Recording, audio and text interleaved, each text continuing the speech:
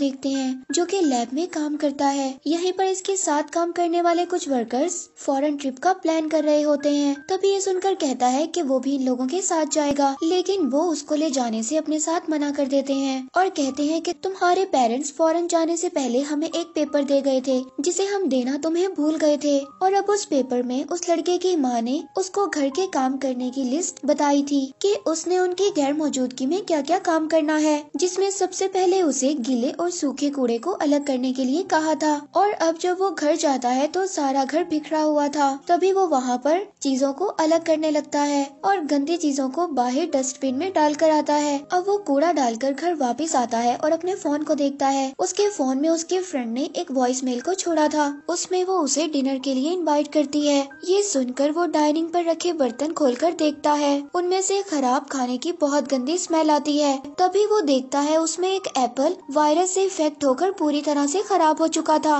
उसे भी उस कवर में डालकर तैयार होकर बाद में अपनी फ्रेंड से मिलने के लिए निकल जाता है। और अब वो रास्ते में एक रिसाइकल बास्केट देखकर वहाँ पर उस कवर को डाल देता है। वहाँ पर सभी लोग गंदी चीजों को डाला करते थे, इसी वजह से उस एप्पल में कुछ रिएक्शन होने लगता है। और अब एक कंपनी वाले उस बास्केट को वहाँ से ले जाकर उन चीजों को रिसाइकल कर देते हैं और उस कचरे को गाय के खाने में बदल देते हैं। और अब वो चारा वहाँ पर एक गाय खाती है। तभी उस गाय का ऑनर उसको मार देता है और उसके गोश्त को एक होटल में बेच देता है। उसी होटल में वो लड़का और उसकी फ्रेंड खाना खा रहे थे। उनकी टेबल पर ही ग्रिल लगा होता है और वो उस खाने को बहुत ज्यादा एंजॉय कर रहे होते हैं और उस ग्रिल पर फ्रेश गोश्त पक रहा होता है। तभी उसकी फ्रेंड इन सब चीजों को अपने फोन में कैप्चर करती है। वो लड़का पूछता है कि तुम ये सब क्या कर रही हो। तभी वो लड़की कहती है कि मेरी लाइफ में होने वाले एक एक मोमेंट को मैं कैप्चर करती हूँ और यही मेरी हॉबी है। और जब ये खाना खा रहे होते हैं तभी वहाँ पर एक सर्वेंट आकर उनको गाय का लीवर पेश करता है। यही इस होटल की स्पेशलिटी है।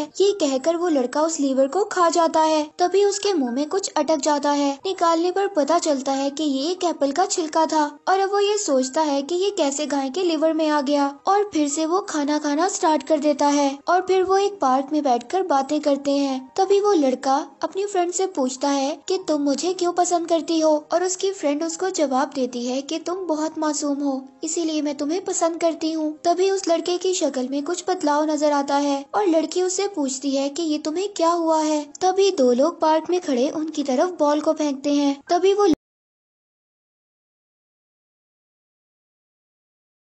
लड़का गुस्से में खड़ा होता है, लेकिन उसकी फ्रेंड उसको रोक लेती है कि हमें इन लोगों के पास नहीं जाना चाहिए और कहती है कि हम यहाँ से चलते हैं। लेकिन वो लड़का अपनी फ्रेंड की बात को नहीं मानता और उन दोनों लड़कों के साथ झगड़ने के लिए चला जाता है। और अब वो दोनों लड़के उसको बहुत जोर से मारते हैं, उसको गले से उठाकर नीचे फेंक देते हैं। वहीं पर उस लड़के को वॉमिट होती है और गाय का लीवर उसके मुंह से बाहर आ जाता है। तभी उसकी फ्रेंड उसको बचाने के लिए किसी को कॉल करती है और मदद मांगती है। अब उस लड़के की बॉडी में कुछ अजीब सी चेंजिंग हो रही थी और अब वो लड़का उन दोनों लड़कों को बहुत जोर से मारने लगता है। और अब उसकी फ्रेंड ये सोचती है कि क्या ये ऐसे भी कर सकता है। और अब उसकी फ्रेंड को बहुत ज्यादा हैरानी हो रही थी उसको ऐसे देखते हुए और वो उसकी यहाँ पर तस्वीरें बनाती है और फिर वो वहाँ से भाग जाती है। अब ये लड़का अपने फ्रेंड को फोन करता है और इन सब चीजों के बारे में बताता है और उसका फ्रेंड उसको बार में आने का कहता है और यहीं पर सारी प्रॉब्लम्स को डिस्कस करने का कहता है। वो भी वहाँ पर जाने के लिए निकल जाता है। और अब इस पार्क से निकलने के बाद जिन दो लोगों को मारा था वो अजीब तरह से दूसरे लोगों के पास जाने लगते हैं। और अब वो लड़का लड़की सोचते हैं कि ये हम दोनों की तरफ क्यों आ रहे हैं। उनके पास आते ही ये दोनों ज़ॉम्बीज बनकर उन कपल को काटने लगते हैं।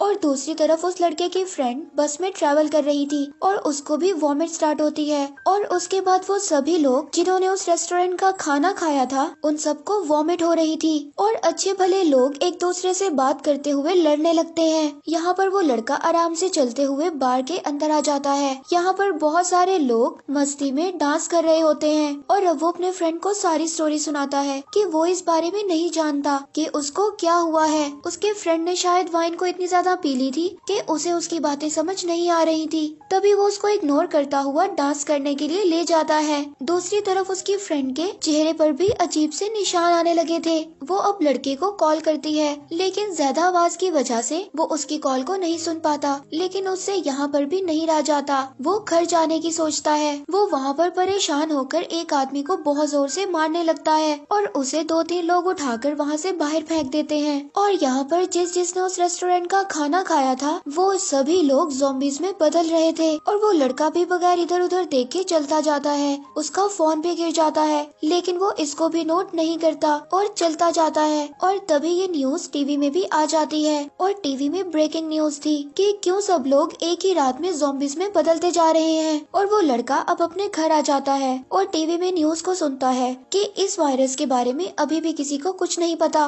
वैक्सीन को ढूंढने से ही हम इस वायरस से बच पाएंगे। और अब वो टीवी देखते हुए बाकी चीजों को भी तोड़ने लगता है। और घर के बाहर उसके पेरेंट्स और उसकी बहन आ जाती हैं और घर की डोर बेल को बजा रही होती हैं। लेकिन वो लड़का दरवाजा नहीं खोल रहा था।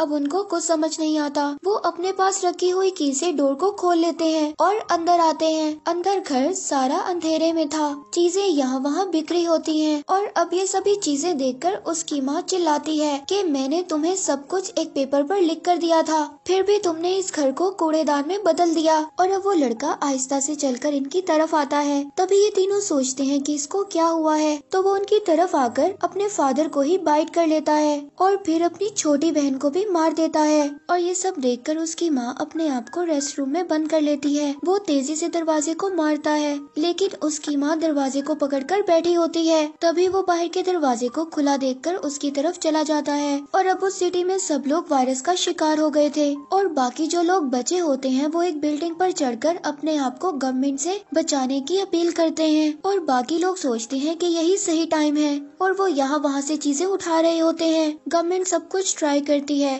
लेकिन कुछ भी कंट्रोल में नहीं आ रहा था। और अब लड़का चलते हुए जाते हुए देखता है कि उसकी फ्रेंड भी ज़ॉम्बी बन गई थी और उसके सामने खड़ी थी। दोनों एक दूसरे को पहचान लेते हैं और साथ में चलते हुए उन्हें एक एप्पल नजर आता है। उसकी फ्रेंड एप्पल निकालकर उसको उसके हाथ में देती है और वो उस एप्पल को खाने लगता है। अब उसकी फ्रेंड बहुत ही प्यार से उसकी एक तस्वीर बनाती है। चाहे हम ज़ॉम्बीज़ क्यों ना बन जाएं, लेकिन दिल का प्यार खत्म नहीं होता। और ऐसे ही यहाँ पर स्टोरी नंबर 1 खत्म हो जाती है और अब दूसरी स्टोरी स्टार्ट हो जाती है जिसका नाम है द हेवनली क्रिएचर। कहानी के स्टार्ट में हम एक लड़के को देखते हैं जो कि एक रोबोट कंपनी में काम करता है और वो एक बहुत बड़े टेम्पल में जा रहा होता है। यहाँ पर बहुत सारे लोग थे और यहीं पर एक रोबोट भी था जिसे कंपनी ने उसे चेक करने के लिए भेजा था। वो वहाँ पर इनके एक बड़े स्वामी से उस रोबोट के बारे में पूछता है और वो यहाँ पर उसको बताता है कि वो रोबोट हमारे जैसा ही बन गया है। वो सब काम खुद से करता है, इसीलिए हमें उसकी सर्विस करवाने की जरूरत नहीं है। उसके डिफेक्ट्स को ढूंढने की बजाय उसे चेक कर हमें बता कर जाए। और अब वो रोबोट वाले हॉल में पहुँचते हैं। यहाँ पर बहुत सारे लोग प्रे कर रहे थे। तभी एक छोटा बच्चा एक आदमी के सामने जाकर छुप जाता है और उनके पास बैठे रोबोट के सामने भी छुप जाता है। और अब ये लड़का सब कुछ बहुत ज्यादा हैरानी से देख रहा था। थोड़ी देर बाद वो लड़का रोबोट के पास आकर बैठता है और वो अपने साथ लाए हुए इक्विपमेंट्स निकाल कर रेडी होता है। और वहाँ पर बाकी सब लोग उसकी चेकिंग को बहुत ही हैरानी से देख रहे थे। और अब इसी टेम्पल में एक लड़की भी होती है जो कि इन सब चीजों को बहुत ही हैरानी से देख रही थी। और अब लड़का रोबोट को चेक करके बोलता है कि इसमें कोई डिफेक्ट नहीं है, ये अच्छी कंडीशन में ही है। तभी रोबोट उसको कहता है कि मैं नॉर्मल हूँ, ये बात मैं जानता हूँ, लेकिन तुम टेंशन में हो। लेकिन वो लड़का उसको कहता है कि मैंने 100 से ज्यादा रोबोट्स को ठीक किया है, इसीलिए मेरे लिए इस रोबोट को ठीक करना कोई बड़ी बात नहीं है। यहाँ पर रोबोट उस लड़के को बताता है कि मुझे टेम्पल वालों ने खरीदा है और मैं यहाँ पर बिल्कुल ठीक हूँ, तो तुम्हें कंपनी वालों ने मुझे चेक करने के लिए क्यों भेजा है? और यहाँ पर किसी ने भी मुझे रिपेयर करने के लिए नहीं बुलाया, तो तुम्हें कंपनी ने क्यों भेजा? अब रोबोट उस लड़के से पूछता है और अब वो ये सुनकर बहुत ज्यादा हैरान हो जाता है। और अब वो लड़का उन लोगों से कहता है कि आप सब लोग इस रोबोट को गॉड मानते हो और अगर ये सब सुनकर वो अपने आप को गॉड बोलेगा तो फिर इस रोबोट के इस डिफेक्ट को ठीक करना होगा। तभी वहाँ पर एक आदमी उस लड़के से सॉरी बोलता है और कहता है कि शायद हमें ये लगा था कि आप इस रोबोट को देखकर खुश होंगे, लेकिन आपको बहुत ज्यादा गुस्सा आ गया। अगर हमें इस बारे में पता होता तो हम आपको कभी ना ना बोलते। लेकिन तभी वो लड़की उस लड़के से कहती है कि आप सब समझने की कोशिश करें और एक बार फिर इस रिपोर्ट को चेक करें। अब वो सोचता है कि शायद ये लड़की पागल है या फिर मुझे पागल कर रही है। ये सोचकर मैं बताऊंगा, ये कहकर वहाँ से चला जाता है। अगले दिन जब वो अपने घर में सो रहा था तो कोई उसके घर का दरवाजा नॉक करता है और जब वो अपने डोर के होल में से देखता है तो वहाँ पर एक लड़की खड़ी थी और उसके पास एक कार्टून बॉक्स था। अब लड़की उससे पूछती है कि तुम रोबोट्स को रिपेयर करते हो और कहती है कि मेरे पपी को कुछ प्रॉब्लम है, इसको ठीक कर दो। लेकिन ये लड़का कहता है कि ऐसे टॉय रोबोट्स को रिपेयर करने वाले और भी बहुत से हैं, मैं स्पेशल किस्म के रोबोट्स को रिपेयर करता हूँ। और वो इस लड़के से कहती है कि अब रात हो गई है और कोई भी शॉप नहीं खुली, मैं इस पपी के बगैर इतनी देर नहीं रह सकती, इसीलिए इसको फौरन ठीक कर दो। ये कहकर वो रोने लगती है। ये देखकर वो लड़का पपी को अंदर ले जाकर उसमें एक चिप को डालकर बाहर लाता है और अब वो लड़की बैठी हुई स्मोकिंग कर रही थी और अब वो उसको कहता है कि मैंने इसमें एक चिप को फिक्स कर दिया है और सुबह तुम किसी अच्छी शॉप वाले को इसको दिखा देना।